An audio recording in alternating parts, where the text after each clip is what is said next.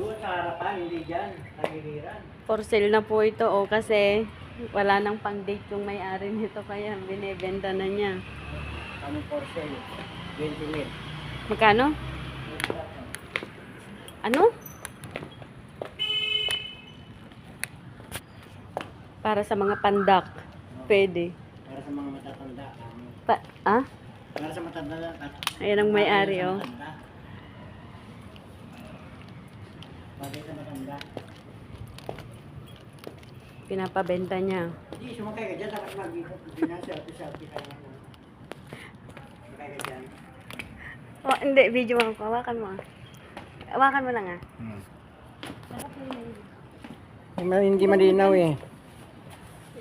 Pwede. Oo naman. Benta natin. Oo. Magkano?